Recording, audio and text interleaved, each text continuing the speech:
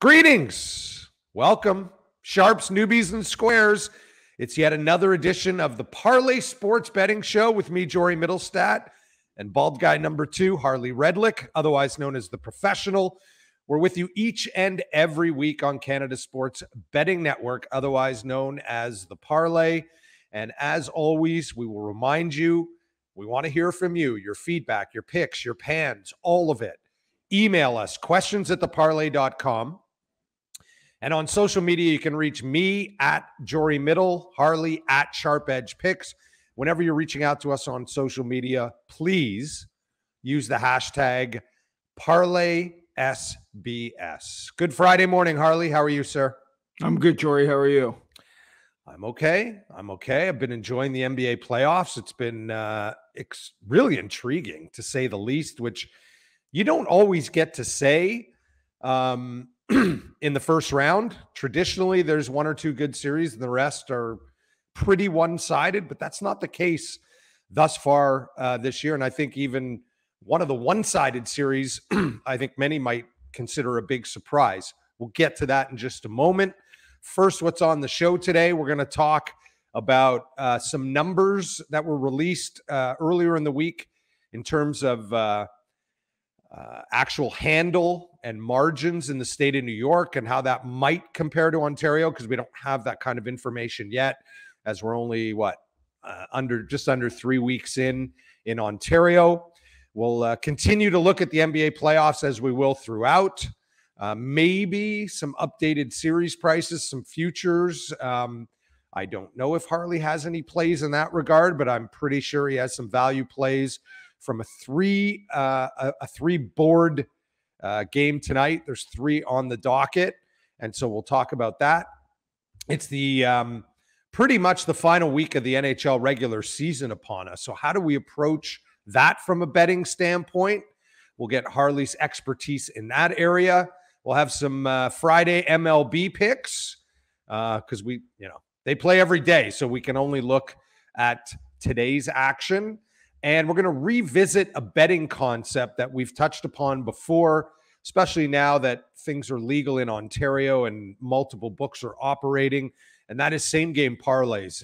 Very popular, and I've noticed on a lot of the apps, and I'm sure you have as well, Harley, that they promote Same Game Parlays literally when you open up, right? They'll show like popular bets, and quite often they're Same Game Parlays. And there's an obvious reason for that for the books, because they're juiced, and Harley will talk about that as well. We'll do that a little later on in the program. But as we do each and every week, the first thing we do is we recap the week before. And Harley, after getting back on track 2 weeks ago, not a great week, 0-2. You had the Raps in game 1, and they pooped the bed, so to speak, in game 1. You also had the Cincinnati Reds plus a 1.5, plus 110 against the Dodgers last Friday. Reds got off to a nice start, but they couldn't maintain and went down. So I know you wanted to comment on both of those picks. Yeah, we talk a lot about evaluating your picks. Sometimes your picks suck, like my Raps pick, who were pretty flat in game 1 and game 2, for that matter, on the road. They just didn't bring their game to Philly. Sometimes you get quote-unquote unlucky or the bad breaks. Cincy was tied 3-all in the bottom of the 8th. When you have them plus 1.5 runs, you're winning that game 95% of the time. That's exactly what you want. Plus 1.5 is a close ball game late. The Dodgers happened to hit a 3-run homer, such as the breaks. Again, that's why evaluating your bets honestly both ways is important. Raps bet was horrible. Reds bet, I was more than happy to lose. You did good last week. You talked about the Hawks. You liked them in the play-in game over Cleveland, and that came up strong.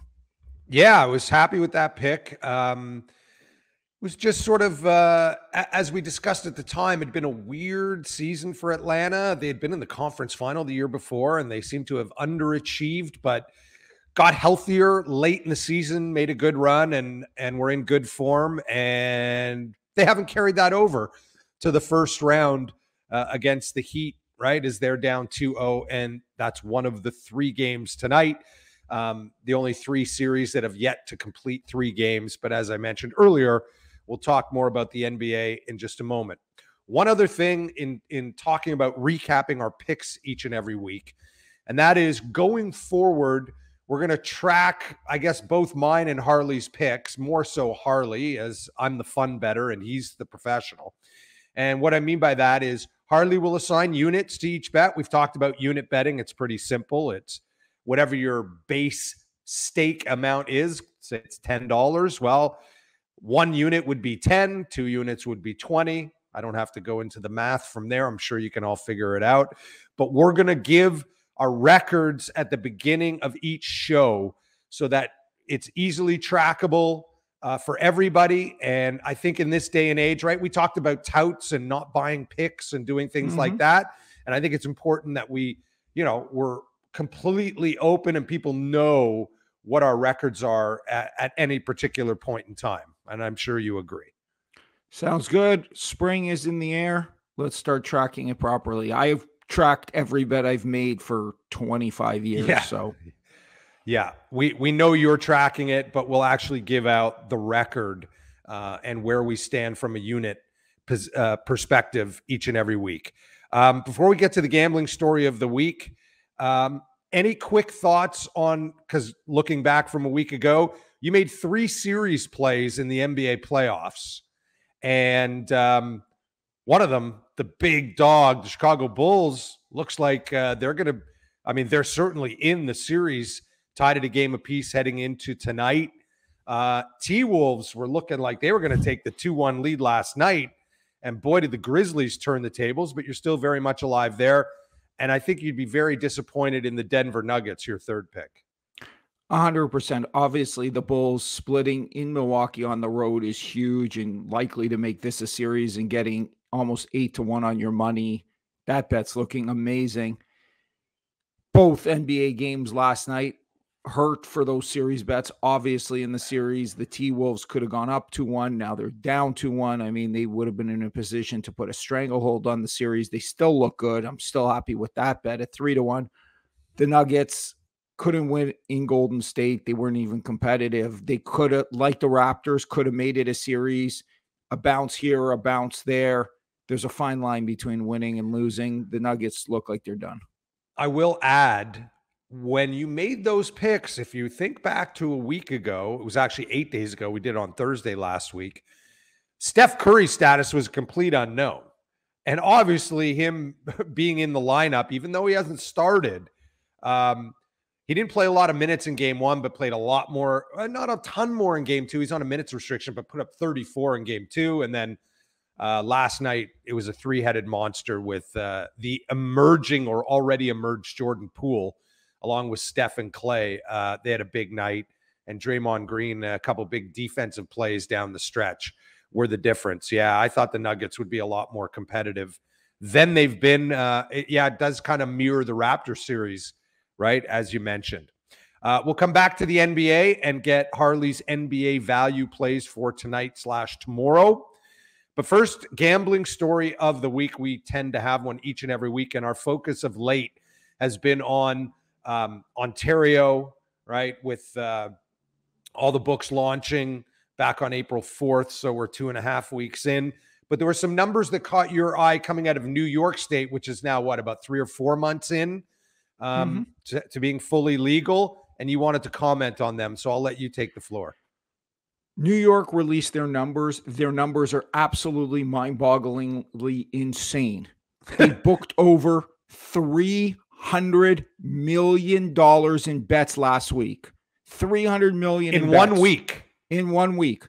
So for context, and we're going to go back to this, New York State is only about 30% bigger than Ontario. Right. So from a population standpoint. From a population standpoint. Yeah. 300 million in bets last week. For context, when Proline was running annually in their paper days until there was competition, they were doing 300 million in bets a year in Ontario at convenience stores.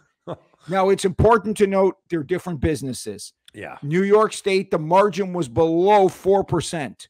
So they quote unquote only made $13 million last week. For context, OLG's Pro Line was making $100 million a year back in the paper days because the margins on the parlays are so lucrative. You see this in Vegas also, where the margin's sub 5% at the sports book, but it's over 20% on their parlay cards. So doing volume is nice, but not at a low margin, and especially when you're replacing high margin businesses. And that's why they're driving everybody to the casino play. I'm sure you're getting this also, Jorey, a ton of ads. Bet Rivers is doing it a lot. A few of them are where they keep pushing the casino product. Every time you go on, there's cherries and bananas and slot machines and pushing the casino product because the sports is a low margin business with volatility, and you lose a few times and you get frustrated and you're done. And the casino business is much better for them. We're still waiting on Ontario figures. We're seeing, like I said, they're 70% the size of New York State. So if they're booking 300 million US a week, the equivalent for Canada with 70% of the population is $260 million Canadian a week of business. I'm willing to bet you a lot of money we're not close to that. Yeah, I would agree. Part of it's the difference from moving from gray to white to black to white. There was less hype, bonuses, excitement, etc. But for the big boys out there like FanDuel and ScoreBet that wanted 25% of the market, for us to be like New York, they got to be doing $65 million a week in business. There's no way ScoreBet or FanDuel is logging $65 million a week in business when me trying to log in and bet a couple $1,000s is a problem. Like, their numbers can't be close to that. Again, gray to black versus white to black, and who knows what will happen in New York. The only information we've gotten out of Ontario was tied into a Morgan Stanley investment banking report on download apps. Yeah, I saw that. They said ScoreBet's leading. It's not surprising. A lot of people use Score app and it pushes for it. Not sure how well it'll translate into bettors. Maybe you download it, but you don't actually fund it. Incidentally, I don't know if you checked the Morgan Stanley report, but they just had to revise their report this morning. They forgot FanDuel in the report, and they were 16% of downloads. So they had to revise everybody big time. Score still leads. Right. I think they were third, FanDuel. I think it was ScoreBet, then Bet365, right? Yeah, but the first report that came out, I guess, they left out FanDuel. Off. They gave Score 50% of the market, and they completely forgot FanDuel. I don't know what analyst at Morgan Stanley managed to publish a report where they completely neglected to include FanDuel. And then obviously the FanDuels of this world, or somebody sharp, is like, what are you guys doing here? So they had to revise Score down from 50% to 35%. Not surprising that Score is leading and Bet365 and FanDuel are at the top. Those are kind of who you'd expect to see. But we should point out, those are just downloads, right? We don't have data on how many of those people actually opened accounts. And it's even worse than that. Some of them have desktop sites people use that's not captured in there. Some of them are using their old items that transfer better or worse. It's a number because you have a number and you could publish a number and then you could pretend like you're an expert in the business analyzing that number, but it's not a great proxy, especially, like I said, for the Score, where everybody who goes on the Score is pushed to please download the app, and maybe you download it for a free t-shirt or something like that. But to me, the metric that matters the most by far is how much money was funded in these accounts. That'll give you at least a good jump start of where this is going. Yeah, and I'm really interested to see what those numbers are, so we can compare to a state like New York, where the population is, not that different, right? Climate, tons of professional sports teams, all that kind of stuff. So, but I'm going to guess that we're still a little bit of ways away from getting those actual numbers, but maybe we'll get it after the first month, right? I don't know. With Ontario reporting, you never know. Listen, these books aren't dying to report these numbers to be scrutinized by the public. It was New York that made people publish it. And if Ontario and IGO wants to be accountable to Ford and the Ministry of Finance on their numbers and on their reporting, then amazing. Otherwise, everybody will just say they're crushing it. And then when the truth comes out, it'll be a write down after the fact across the board. Anything else anecdotally or otherwise going on in Ontario 2.5 weeks or so in that you've heard over the course of the last week that we need to address? Like any other glitches or problems withdrawing funds, getting paid bonuses, those kinds of things. I haven't really seen a whole lot in the last week. Some of the books having some glitches here and there, which I think is to be expected, but I haven't heard anything, way out there that we would need to discuss in any great detail. Neither have I. My money came at OLG a little faster than expected. I mean, I still thought it was slow and it still took a week, but it was supposed to be 2. BetMGM's second withdrawal was way faster than their first one. So I guess once you have a system in place, it's great. Unfortunately, for most newbies, there is never a system in place. The best they could ever hope for is to make some money and cash out once. It's not a back and forth trading type of prospect. So, all right, let's, yeah. Okay. And as always, we're monitoring, we're looking, and we'll always bring up any gambling related story, especially as it relates to Ontario, considering that's where we're based. Let's switch gears and talk NBA playoffs. Before we get into your picks for today and or tomorrow, and any series prices or updated futures that caught your eye, just a quick Raptors chat. Again, we're both fans. We admit it, right? We support our hometown teams. And to say the least, the Raps have been very disappointing. Although, obviously, if they pull out Game 3, the complexion of the series changes in a big way. And if you recall, I'll go first and let you respond. Sure. The loss of Scotty Barnes is huge. That happened later in Game 1 in a blowout, but not having him for Game 2 and 3. Yes, he's a rookie. We all understand he is not the engine that drives this team. But in my book, they don't have the depth to lose a starter as valuable as Scotty and either the likely or runner-up for Rookie of the Year, but he's made such a big impact on this team. They certainly are not nearly as good without him. Gary Trent hasn't been right from a health perspective, even though he's played, and we'll give him credit for sucking it up and getting it out there. But my main concern going in, I talked about it, was the health of Fred VanVleet. And the drop off in his numbers post All-Star break. We know he's been dealing with a knee problem for at least half the season, and he just hasn't looked quite right. He's had little spurts, but he hasn't looked quite right. And the other thing is, if you're a Raptor fan and you watch this team a lot, right, they really live and die on their defense. It drives their offense because they're not a good team in the half court when it comes to the offensive side of the ball. And the Sixers, for the most part, they certainly had their way with them in games 1 and 2. Game 3 was a lot more competitive and the defense was better. But they couldn't find a way to win it in regulation, and Embiid hits the big 3 in the end of OT. I don't know if you have any thoughts on Game 4, but I don't see the series going longer than 5 at this point. You? Well, I mean, odds are it doesn't. The Raps are down 3-0. They're over 20-1 to win the series. You need to lay 200-1 on the Sixers. I mean, basketball's missed free throws. I mean, I feel for Precious. He had an amazing game, missed 2 free throws. That left a sour taste. OG did similar in overtime.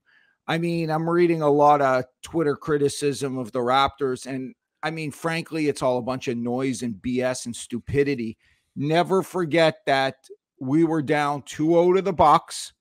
We came home. We won a double OT game. Yeah. There was no difference between that win against the Bucks and loss to the Sixers. I mean, when you lose in overtime by a bucket, there's a bounce here, there's a bounce there. That's the whole game. So if we would have lost that game to the Bucks, we would have been chokers yet again. The Kawhi mission would have failed. Masai might have been run out of town. We would have been perennial chokers, and that's it. What? Because one ball bounced in then we were destined to be great, and now we got to revamp the whole thing? No, chill. There's a fine line between winning and losing in basketball. If a team is consistently getting crushed year in and year out in the playoffs, maybe they're not playoff ready or battle tested or whatever the hell it is. But ask yourself, if a bounce went in, if Precious hits a free throw and we're down 2-1, how excited are we for game 4 and how live do we feel? So, well, game 3, right. Game 3 went more like, I think, what most people expected for this series, right? Tight games coming down to the end, right? And the Raptors just they just got blown. The doors got blown off in the first 2 games, mainly because they couldn't defend. And they've had no answer for sure in the first 2 games for Maxey, right? He has just blown up their defense, right? By beating his man off the dribble repeatedly. Because Harden hasn't been the killer. It's been really Embiid, Maxey, and Tobias Harris. Give him credit. He's played really well for them as well. So if you have a thought on game 4, I'll let you get to it. But there's 3 games tonight. These are the 3 series that have only completed 2 games. All the road teams are the favorites, all small favorites. Not surprising because they're the higher seeded team in the series. So anything stand out for tonight for you? There are 2 NBA value bets I like. One tonight and one tomorrow. I like the Hawks on the money line tonight, plus 105. And I like the Nets minus 3.5, minus 110 tomorrow. If you want to book them, we'll just start with their standard 1-unit bets.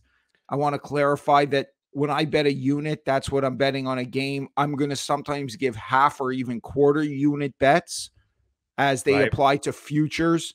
For example, if I'm betting 1 unit on the Hawks plus 105, I'm not going to bet 1 unit on the T-Wolves at 30-1 to win the NBA championship, or the whole thing comes out of whack. And I don't want to start getting into 3 and 5 unit bets. So I'd rather do them as unit bets, and then I'll bet quarter units or something like that when I'm betting futures. So my logic on both the Hawks and the Nets, they're just good NBA playoff spots. You're coming home. You're down 2-0 in the series. You're obviously playing for your season. Yeah. While the opponent is more than happy with a split. You got a pumped up crowd, refs who get caught up and are biased. Not to mention, the refs will give you a marginal call because they don't want to call against you, costing you the season, right? The Raptors go down 3-0, their season's done. So if you can give the home team a call on the margin, it's just an inherent bias that'll go for you. Not a conspiracy theorist, but the refs in the NBA, I find, are more than happy with this. It makes it a more compelling series. It's not a major thing. It's not flagrant, but if you're unsure of something, if you want to give somebody a call, I mean, how many times do we watch a replay in the NBA? 20 times, the same play, and we're not sure if it's a charge or a foul or a block or what it is. And the NBA grades their officials as if there's a definitive answer, as if we asked 20 NBA officials who watched on replay, there'd be an answer. There's a lot of close calls, and you got to make a decision. And in the spot, you make the decision for the home team. And generally speaking, in the NBA, you get 3.5 to 4 points for being at home. That's what Brooklyn's getting against Boston. Brooklyn's as good as them, and on paper, they're at least as good as them. This is a better home spot than most, so you might as well capitalize on this home spot. Both of these teams, like you said, the Hawks are solid. If they weren't injured, they'd be a higher seed. The Nets are obviously no joke. So you add it up, and the Hawks and the Nets, I like the spots. What was the line that I'm writing it down. What was the line on the Nets? I got the Hawks plus 105. Plus 105 on the money line, yeah. And the Nets? And the Nets minus 3.5, minus 110. Minus 3.5, 110. And that's also 1 unit, correct? Yep, both are 1 unit bets. All right. So before we move past NBA playoffs, 2 things. 1, do you ever subscribe to the theory, and it applies to both these games, right? Mm-hmm. Home team down 2-0, coming home. Do you ever look at the first half? Yes and no. Okay. So that's the real trend, but the books have caught on. We're talking about trends. Yeah, we talked about trends last week. Yes. Since 2015, the home team down 2-0 gives it their all, obviously, in the first half. They're a whopping, you ready for this? 32-10 against the spread in the first half. Mm-hmm. And that's a trend that makes sense. We talked about trends. Why? Because they're playing for their life, and they're all in, and the crowd is pumped. but they're an inferior team. So sometimes they run out of gas by the third and fourth quarter. That's why I asked. It's not often that bookmakers give a shit about these trends. This one they do. The Nuggets last night, the Raptors the day before, the Hawks in the game also. Favorites in the first half, dogs for the game. Get your head wrapped around that. They're actually saying this trend is strong enough that this makes sense. And it's funny, in the Raptors game, it came exactly right both ways. The Raptors won the first half, kind of collapsed late. I mean, hearts out for anybody who had the Raps plus 2.5. I don't think the Sixers were up by 3 points at any point in time in the entire game or overtime till Embiid hits the 3. And if he just hits a 2 in overtime, fine. So, I mean, betting sometimes sucks and betting sometimes awesome, but the books have adjusted. That was one of the reasons I did these as full game bets, because they have adjusted and you got to actually lay more on these teams in the half. Okay. See, we did not discuss this going in yet. No. You had the answer. Kudos. So the 2 plays, one for Friday tonight, one for tomorrow, both the home teams down 2-0 in the series. Before we leave the NBA playoffs for the moment, any updated series prices or futures, win the conference or the title that have caught your eye, now that all the series are either 2 or 3 games in? So what started last week as a wide open field with the Suns as the favorite got even crazier with Booker's injury. He's out 2 to 3 weeks. That impacts the line. They split with New Orleans at home. Now they got to go on the road without Booker. That impacts the lines. Golden State plus 320 at PointsBet. That's the best price you can get on Golden State. Is now the favorite. Makes sense. They're up 3-0. They're cruising. They're going to play the Memphis T-Wolves winner next, and that series looks to be a dogfight. Down the road, the Booker injury, maybe they dodge Phoenix. The Nets were still the class of the East in terms of on-paper champions, and them being down 2-0 makes Golden State's road marginally easier. After Golden State, we got the Phoenix Suns 5.5 to 1 at FanDuel. The Celtics 6 to 1 at BetRivers. Again, this is the highest price you can get on these teams. The Heat are 6 to 1 at Betway. The Bucks are 9.5 to 1 at FanDuel. The Grizzlies 10 to 1 at BetMGM. The Sixers 12 to 1 at The Score, and the Nets 19 to 1 at OLG. Sixers are like well down that list, huh? The Sixers are 12 to 1. I mean, they just don't have respect for them for some reason. I can't figure it out. And they're going to play the Heat next, so it's not. I mean, I'd be more scared. They can, like the top 4 in particular in the East, anybody can beat anybody. Right? I mean, and now Milwaukee, right? No Middleton, too. He's out, it looks like, for at least 2 weeks. Right. So, I mean, listen, the pathway for the Celtics, I mean, it goes to show you. Last week at this time, we were laughing at how the stupid Celtics, because they didn't want to play the Raptors and deal with vaccinations, and Tatum got Brooklyn. All of a sudden, the Celtics are up 2-0. And staring at the possibility of playing Middleton-less Milwaukee or maybe even Chicago in the next round, and their path is opening up. Having said that, I agree with you that the Sixers on that list at 12 to 1, it looks pretty good. I mean, they got 3 series left. Let's just say their series with the Raptors is done. So at 12 to 1, I mean, aren't they about 50-50 in their series? I mean, they're going to be on the road. The thing is, they're going to be on the road in Boston. They're going to be on the road in Miami. And then they got to play the NBA championship, where they would probably figure to be a slight underdog. I mean, the path isn't that hard and that challenging. I mean, having said that, I mean, a week ago, we weren't sure about their stars and whether they'd step it up or prove themselves in the playoffs. And maybe the bettors aren't that enamored with the fact that Harden hasn't been huge and don't trust the other guys to consistently step it up. But on that board, if somebody said I had to make a bet, it would probably be on the Sixers. All right. Just wanted to address that before we moved over to the NHL. And it's a bit of a weird season from a standing standpoint. And right. That's a polite way of saying that the East has been a snooze fest for over a month. There's no teams fighting for playoff spots. I mean, the game, a little bit of positioning. That's about it. So think about this. The East playoff positions have been, or sorry, spots, not positions, spots have been decided basically with 10 games to go. Like all 8 clinched with literally 10 games or more to go. It was over right? pretty much at Christmas time. Yeah, top and bottom in that conference. A little bizarre. And in the West, yeah, there's still a couple things to be decided in positioning. But again, it's really only 9, right? 9 teams for 8 spots, right? It's really only that last wild card spot and or third place in the Pacific that's in doubt. So yes, there is some positioning to be determined down the course of the last week. So we're Canadian. It's hockey. Sports betting is legal. Single game wagering is legal now. Canadians are betting the NHL, especially, those who love the sport, which are many.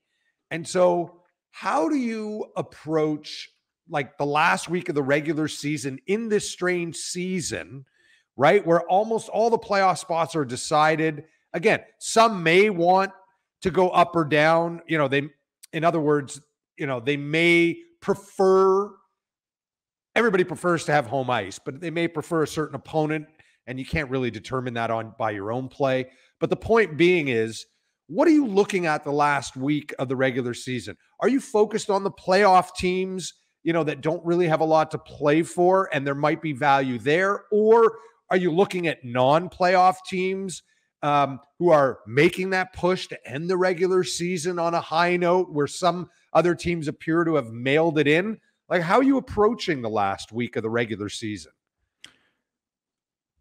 Let's start with a crazy trend that was going on for the last week or so, and then we'll get to what you asked. So the favorites have been so hot betting in the NHL. I don't know if you know, but they went 22-0 over last weekend. 22-game winning streak. That's insane, especially since most of them weren't much more than 2-1 favorites. Now, it came to a crashing halt on Tuesday night where Tampa was minus 550 and they got upset by the Red Wings. Just to put minus 550 in context, you need to win 85% of your games if you're laying 550 just to break even. Yeah. Winning 5 out of 6 games is only 83%. So if you're winning 5 out of 6 games and laying 550, you lose a little bit of money. And you're feeling pretty damn good. You're winning 83% of your games, 5 out of 6. Laying 550 is just a lot to lay. Would you ever do it? Like, no, is there a scenario where you would actually lay minus 550? I don't lay money like that. I mean, listen, maybe if it was a rogue line and they were, if this was college sports and they were minus 20,000 everywhere else and the line was just off or whatever. I don't know how it would be a very unique scenario for you. The only scenario I could see this happening was like if Harvard or Yale was playing in the March Madness tournament against Kentucky and they were like minus 20,000 everywhere else, but I happened to be on the Harvard campus. So a couple of Harvard grads wanted to just make me lay 5-1 or 6-1. I guess I would do it, but that's about the only scenario I could come up with. The big takeaway is that this is a different NHL than we grew up in. There's more open ice and scoring, and better teams are prevailing more often. Gone, fortunately, are the boring days of fluke a goal and play the neutral zone trap. And because of that, there are much better teams. There's a bigger gap between strong and weak, but it's being priced in. So don't think that there's necessarily great prices. There's just a bigger disparity than there used to be. The gap between the Colorado Avalanche and even the average teams in the league is much greater than it was a couple decades ago when Jersey and Florida and whoever else it was boring everybody to tears with the way they were playing defense. It's just a different NHL. Be ready for it. The couple things I'd say tonight, there's a few games, not much playoff impact. I'm not on anything. We do have to do our NHL preview. We're going to probably have to do it next week since by the following week, the NHL playoffs are underway. The NHL playoffs didn't really consider our Friday broadcast when they came out with the scheduling because they don't I mean, if they ended the season on a Wednesday, like I think they used to, or I don't know if they've ever done that. That would kind of be cool if they ended the season on a Wednesday and started the playoffs on Saturday night. That would be awesome. That would be conducive for our show. So there's a suggestion for Bettman. Like he's listening. But we could do, if he was smart, he'd be listening, because I don't know if you saw what Woj in the NBA did, but he made an ass of himself last week. He got involved with sports betting. There was a heckler that somebody heckled Kyrie at a Celtics game, and he said it was because of sports betting, as if legalized sports betting all of a sudden caused people to heckle Kyrie. Because he's because he's a loudmouth, not because he's a road star, not because he's an anti-vaxxer, not because he's a flat earther, but because some guy in Boston bet $20 on him and lost. I mean, Woj was an idiot about this. He should stick to just reporting where Kawhi's going because somebody texted him 30 seconds before. But that's a side note. The NHL, you're asking what I look for in the last week. I like home teams when they're out of it versus road teams. And the theory is that the coaches, I think, you push your players. You got to do something at home. I mean, at the end of the day, the fans and the kids are paying real money to watch what amounts to exhibition hockey. So if there's two teams that are out of it and playing a meaningless game, I actually think home ice is worth a lot, because if you want to dog it, you can dog it on the road. You don't tend to dog it as fast or as much for your home fans. Might you look at like a team that's out of the playoffs, but maybe has been playing well down the stretch, young team on the come, especially if it's their last home game of the year? Yeah. Is that a spot? Yeah. All of those I think are good spots. I mean, in general, at home is good. Youth is good in the sense that they're playing for jobs and they're playing for They're There's not call-ups. I want to call up. I'm taking my chances with a call-up who's never played in the NHL before over a grizzled veteran who's got sore knees, been playing for 15 years, and he's going to play another 3 and just can't wait for this season to end. All right. So you're looking at spots, looking at teams who are playing well, and maybe a little bit of a focus on home teams in particular if it's their last home game. And we're going to see that scenario play out across the league, right, with so many teams already eliminated. So, I just wanted to get your thoughts on that, because, people are going to bet it. So we might as well give them something to ponder when they're going to make those kind of plays for the last week of the NHL regular season. And we'll get to the playoffs. As you said, we may not know all the matchups, but we didn't know all. There were 2 of the NBA matchups we didn't know when we previewed that, and we had plenty to talk about. So we'll try and focus on whatever, prices and futures that we have at that particular time a week from today. Over to Major League Baseball now. I know you'll have picks for this, but just any early season thoughts, takeaways now that we're 2 weeks into the season. Anything stand out? Any numbers stand out from a betting perspective? Homers are down. And with expanded rosters and a ton of pitching changes and matchups, it makes unders even better. Right, because they're still with 28-man rosters right now. They drop back. I think it is 26 going forward, or is it 29 right now? Right, 3 extra players on the roster, right? Mm-hmm. Yeah, they had. I don't remember the exact number. I know they got the expanded roster was negotiated in April to cover the short because of the short training. The short spring training, exactly. Mm-hmm. Okay, so homers are down, and part of that you believe is because run scoring is down. I always like. I mean, obviously, you know me, and I obviously always like betting unders. And I like betting unders even more in this type of spot where there's less homers, and it's just the game of baseball, right? The game of baseball has been set up for the last few years as everybody's hitting homers, and now there's this new theory. I mean, it's always hard to tell early in the season what's noise and what's real. They think homers are down. There's a theory again of a dead ball. I mean, there's been so much talk about the ball the last couple of years, right? And if I'm not mistaken, last year the balls kind of changed mid-season, right? Like Major League Baseball admitted it, right? There was a after the problem. season. I don't know what I don't understand how hard it is to manufacture a baseball. It doesn't seem like it's rocket science. McDonald's has had the same Big Mac. Starbucks has had the same coffee everywhere in the globe. Why the hell you can't just make generic baseballs is beyond me. No other sport. I've never really heard much of this with pucks or basketballs or anything else.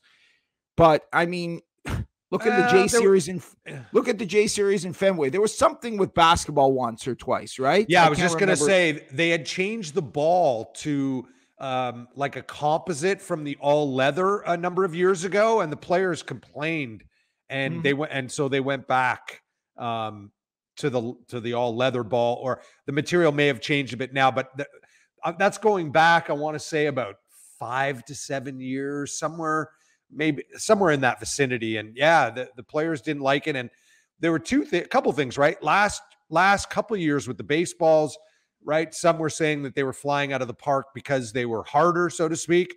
But also, do you remember pitchers complaining about the seams, and there were blister issues a couple of years ago?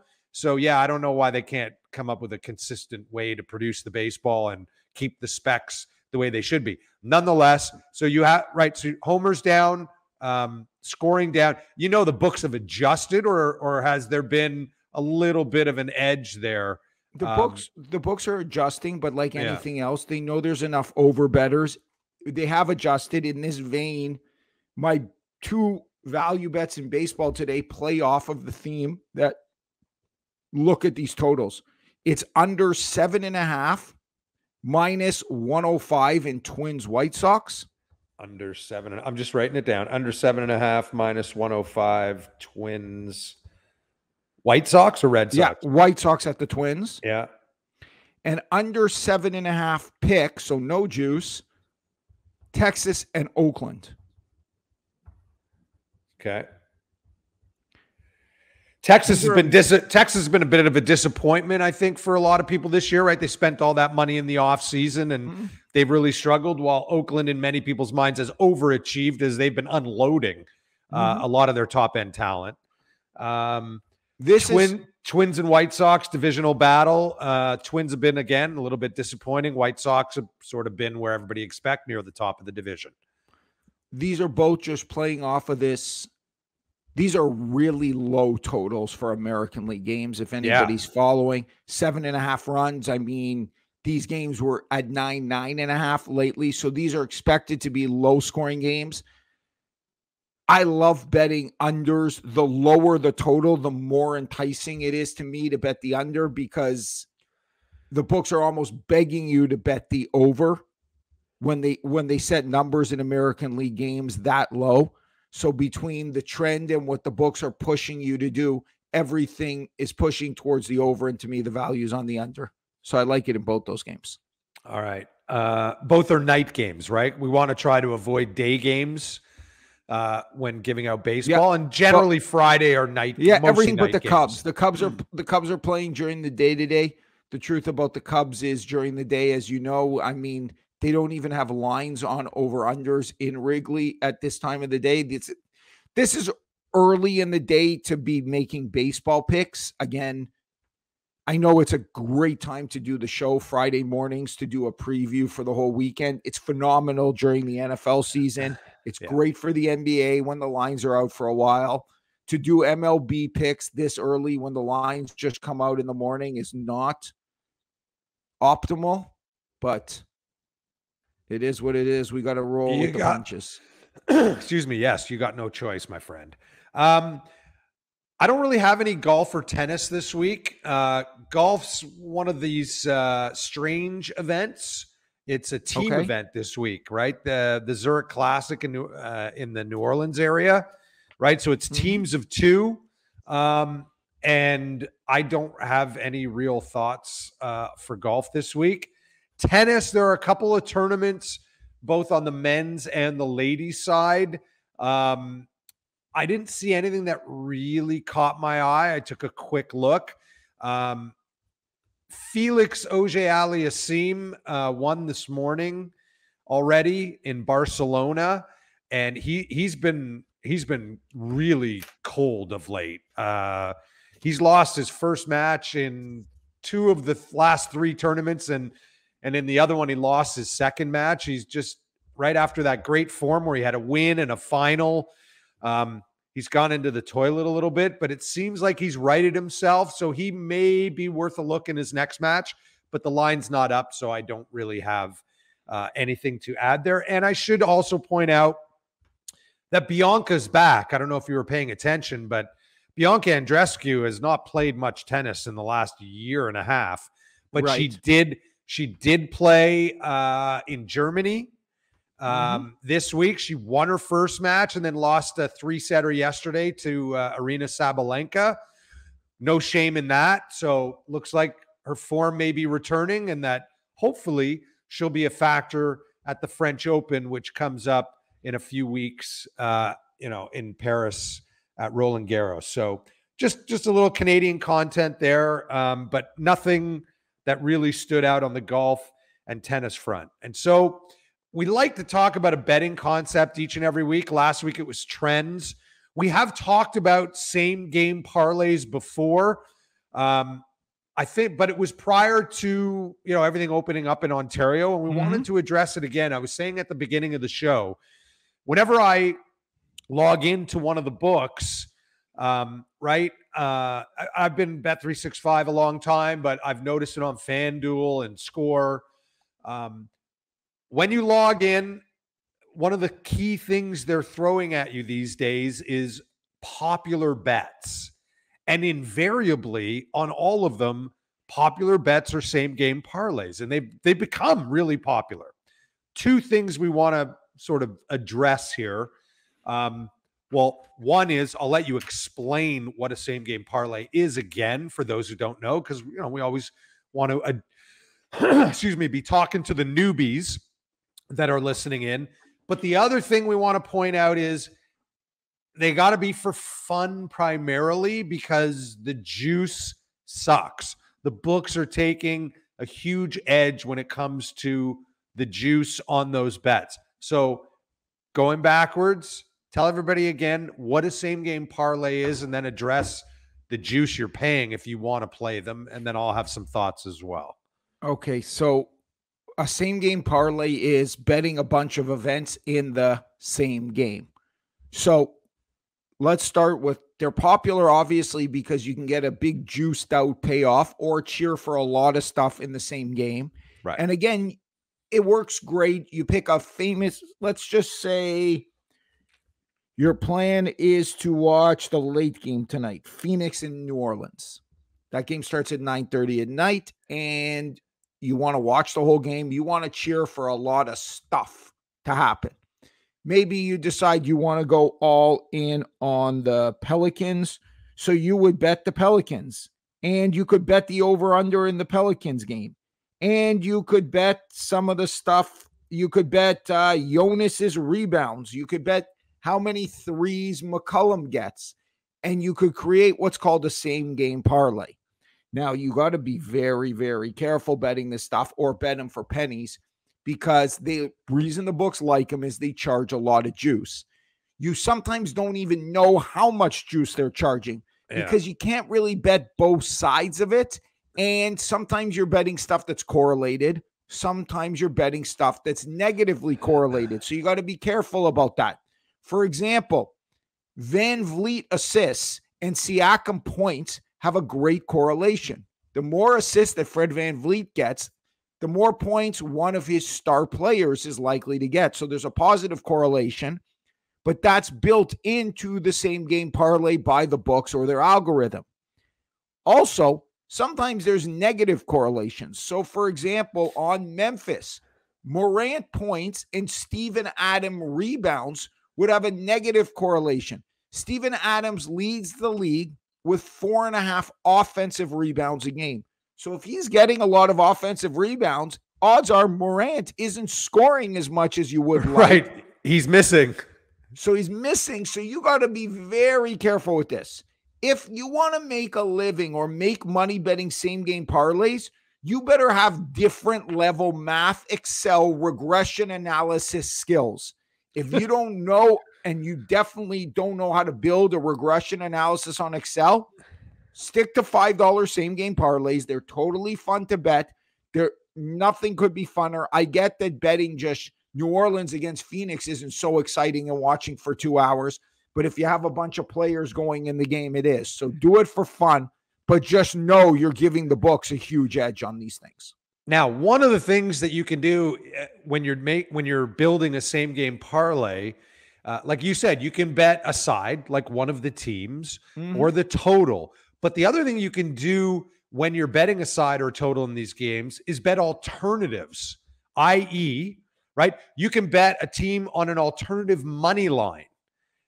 You can bet an alternative spread. Not an alternative money line. Not an alternative money, but an alternative spread. You can bet alternative totals.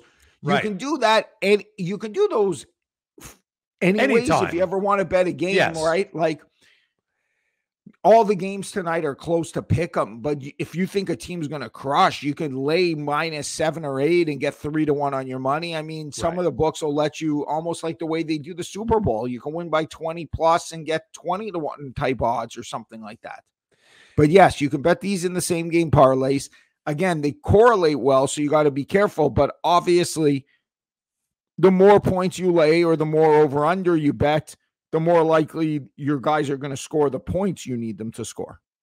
Yeah. And you believe I know you believe, when we've discussed them before, that you will never do a negatively correlated same game parlay. If you were to do it, right? They have to be positively correlated. They should work together well. I mean, again, some things you can tell intuitively. Points and assists work together. Points and rebounds don't. Assists and rebounds don't, I guess. How well certain things jive with each other, though, would require a lot more work and analysis. And for me, I tend to play same game parlays, and I only do them for fun. I understand that they're basically a lottery ticket. The books love them because their margins are much bigger. But to your point, it's a fun way to watch a game. I like to do it in football primarily just because I watch so much football and I have a better feel for how a game may play out from a game, right? Because there's things you got to look at: game planning, recent results. Like, I know, as an example, let's use the Green Bay Packers, right? And Devontae Adams, right? One of the best receivers in football.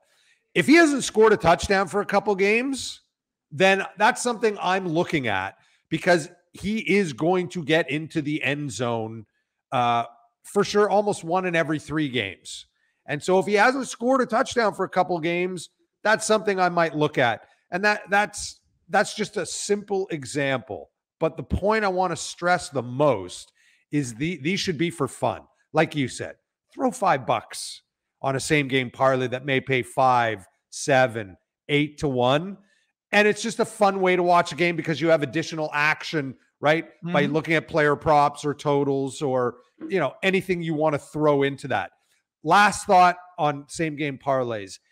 Is there a limit as to how many legs you would do, right? Where it gets to the point, like, would you do 6 legs, or do you 10, or do you say, no, if you're going to do it, like, do 3 or 4 legs? Juice. It doesn't really matter. You're just doing it for fun. The less legs you do, the more likely you are to win it, the less juice you're paying, and the more enjoyment you'll get out of it because it'll be alive longer. So you're probably better off keeping them to 3 legs. Yeah. I don't like to go more than 4 legs when I do them, because to have that many results go your way, it's certainly not easy, and that's why the books love them. For sure. It's just simple logic, and it's very obvious. One last thing, because, like I said, I like it for football, but basketball's fun. Hockey, too, can spruce up a game. And I was going to say we wanted to revisit it looking at the other sports aside from football, because I was going to say, because there's no football right now. But that's not entirely true. And I'm going to be perfectly honest. I haven't watched a second of it. Oh, what is USFL? Yes. Have you taken even a look? I can't believe it even started without me knowing about it. Like, there was less hype out of the gate. Maybe that's a good thing, because as a general rule, when they hype these leagues, nothing happens. I don't know anything about it. I haven't watched it. I mean, you'll see people out there who are handicappers. They're handicapping. I have no everything, doubt somebody will handicap it. I have no doubt that there'll be some interest. I mean, to me, the timing isn't ideal with the NBA playoffs kicking off. I mean, I have no interest. I would kick it off if I were them. I think the best time to do it would be like a spring summer league, like late May, early June on the off nights. To me, the best nights of the year to premiere something like that are the nights in June when the NBA finals and the NHL Stanley Cup are going, but they're not going every night. They're going about 5 nights a week. And then you get 1 or 2 nights. I mean, the CFL's been asleep at the switch for a generation plus because they should have started their season in late May, early June, except what they are as a league, as a lead into the NFL. Work those nights in early June when the NHL and the NBA finals are going on and play the other nights, and they would have had more success as a league.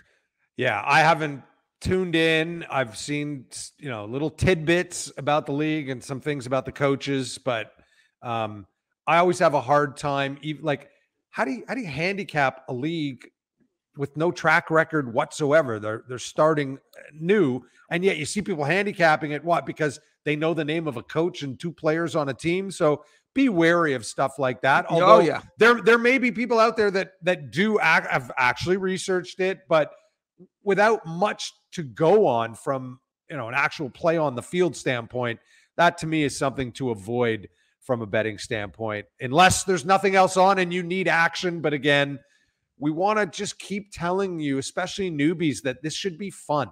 You should be looking at sports betting as entertainment. And it factors into your entertainment budget and shouldn't make a large difference on how you live your life on a day-to-day basis. And that's how I view sports betting. You're a lot different, and all the power to you, but you've been doing this a long time and know what you're doing. So we want to stress that. And if people do want to get more into it and look to be a professional bettor, all the power to you, but you better put the time and effort in because it's a tough way to make a living. Right? Beyond tough. If you're smart enough to do this, you'll make 5 to 10 times more as a banker. Right.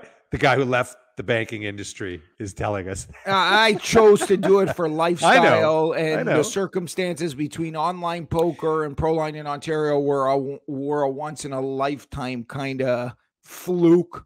It's rare that you'll have situations in your life where both at the same time online poker is exploding and your hometown market government is running a book with some rogue lines, and you can capitalize on both. So right. But you would be the first to admit, and I've talked to other professional gamblers over the years, having done sports betting radio shows for a long time, it is a difficult way to grind out a living. That's always the term I've heard. Yeah, it's a grind. It's a grind. It's a grind, and you got to be prepared for that and the volatility, and you got to be prepared for every arrogant asshole who thinks that because they went 5-1 in the NBA last week, they figured it out and they're going to do it. And I mean, more guys going broke and more guys going through this revolving door than you could ever possibly imagine. And we'll continue to stress that, as people are entering the market, especially in Ontario and the rest of the country when things roll out there. And if you're listening elsewhere, right, I think we're up to about 30 or 32 jurisdictions in the U.S. where single game wagering is now legal. Before we let you go, just a reminder that next week we'll be back with you. We'll be previewing the NHL playoffs as best we can. We'll continue to talk about the NBA playoffs. We'll have a gambling story of the week. We should have a betting concept. And of course, we'll have MLB picks for the next, 6 months. And I know Harley will always have at least a couple each and every Friday. So as we said at the beginning, we love to hear from you. You can email us questions@theparlay.com. You can reach out to either one of us on social media. I'm at Jorey Middle. Harley is at Sharp Edge Picks. And whenever you're communicating or rating, subscribing, any of that stuff on social media, please use the hashtag ParlaySBT. BS. So that'll do it for our 14th edition of the Parleh Sports Betting Show with me, Jorey Middlestadt, and him, Harley Redlick. Harley Redlick, excuse me. I don't want to screw up your name. We're with you each and every week on Canada's Sports Betting Network, the Parlay. And on the way out, we shall say, may all your bets be winners. Ours too. Best of luck. Have a great week. Let's hope the Raptors at least can stretch the series to a 5th game. And Harley and I will talk to you a week from today, next Friday. Thanks, Harley. Thanks a lot, Jorey. Take care.